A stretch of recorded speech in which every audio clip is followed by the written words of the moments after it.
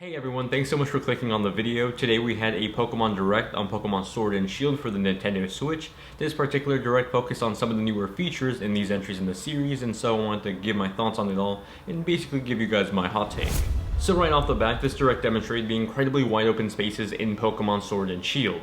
While Let's Go Pikachu and Eevee help branch out the open world by letting you explore it with wandering Pokemon, Sword and Shield takes it up a notch. Environments are large both vertically and horizontally across towns and wild areas. Actually, that's the name of these areas where you can catch Pokemon.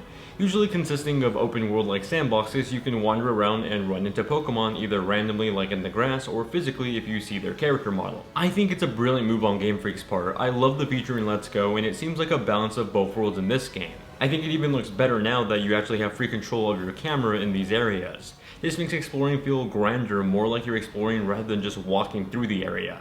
Outside of wild areas, towns will also feature Pokemon. These Pokemon can be found working alongside humans, making for some great environmental storytelling within the world. The new feature in Pokemon battles is called Dynamaxing. This turns your Pokemon giant, increasing their battle stats for 3 turns, although it can only be used once per battle to keep things balanced. There are also some online features for it.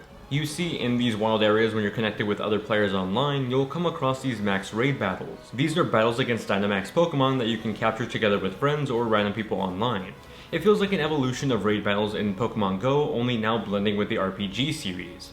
I'm curious to see how this is widely adopted by the competitive community, but as a more casual player myself, I'm pretty indifferent on it for now.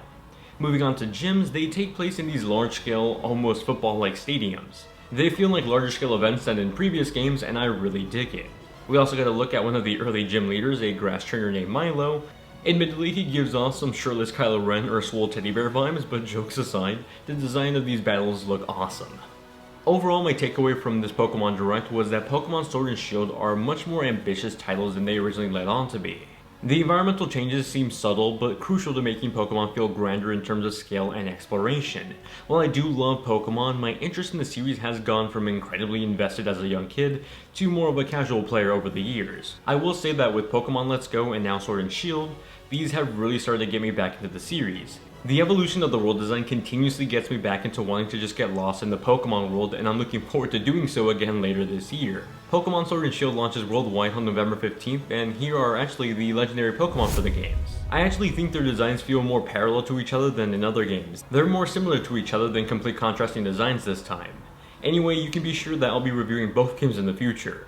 With all that said, be sure to let me know what you guys thought of this Pokemon Direct and the games overall in the comment section down below. Be sure to subscribe as well for more content regarding Pokemon and Nintendo in the future.